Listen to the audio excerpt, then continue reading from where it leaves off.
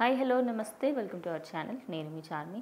Present ఏపీకి సంబంధించి నంద్యాలలో జరిగిన ఒక 9 ఏళ్ల అమ్మాయి పైన రేప్ ఇన్సిడెంట్కి సంబంధించి ముగ్గురిని నిందితులుగా పట్టుకోగా ఆ నిందితులలో ఎవరూ కూడా మేము ఈ తప్పు చేయలేము అనే విధంగా చెప్పడంతో వాళ్ళకి సంబంధించి యాక్షన్స్ తీసుకోవాలి అంటూ ఎంతోమంది ముందుకు వస్తున్నారు.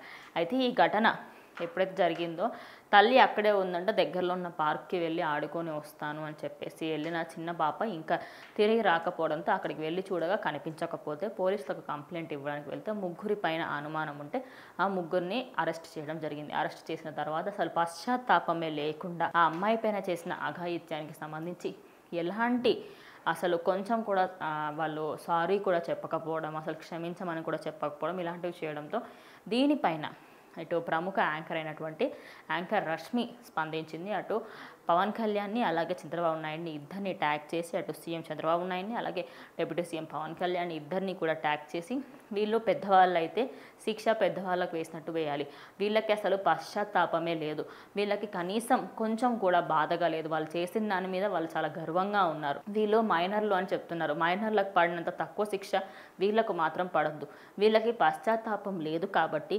పెద్దవాళ్ళకు పడినట్టే వీళ్ళకి కూడా శిక్ష పడాలి, ఖచ్చితంగా దీనిపైన మీరు యాక్షన్ తీసుకోవాలి అంటూ అటు సీఎంని అలాగే డిప్యూటీ సీఎంని ట్యాగ్ చేసింది. ఈ విషయం అటు సీఎం వరకు డిప్యూటీ సీఎం వరకు కూడా వెళ్ళింది అనే వార్తలు వినిపిస్తున్నాయి. అయితే ఈ ఘటనపై ఎవరూ స్పందించకపోవడంతో యాంకర్ రష్మి స్పందించిన వెంటనే ప్రతి ఒక్కరు కూడా తను చెప్పిన పాయింట్ పైన ఆలోచిస్తూ ఉన్నారు. ఇది కూడా కరెక్టే కదా, వాళ్ళు మైనర్లు అనే కార్డు పెట్టుకొని ఒక ట్యాగ్ పెట్టుకొని ఇలాంటి తప్పులు ఎన్నైనా చేయొచ్చు అనే ఉద్దేశంతోనే ఉంటున్నారు మైనర్లు. మరి ఇలాంటి శిక్ష వేయాలి అంటే నెక్స్ట్ టైం మైనర్లు ఏమైనా తప్పు చేయాలి అంటే కూడా ఆలోచించే విధంగా శిక్షలు వేయాలి అని చెప్పేసి అయితే తన ఫ్యాన్స్ కానివ్వండి, దాని కింద కమెంట్స్ కానివ్వండి వస్తున్నాయి. మరి మీ అభిప్రాయం ఏంటి? ఇలాంటి తప్పులు చేసిన మైనర్లకు అలాగే మైనర్ ముసుగులో ఉన్న ఎంతోమందికి ఎలాంటి శిక్షలు పడితే మైనర్లు ఇలాంటి తప్పులు చేయకుండా ఉంటారని మీ అభిప్రాయాన్ని కమెంట్ చేయండి.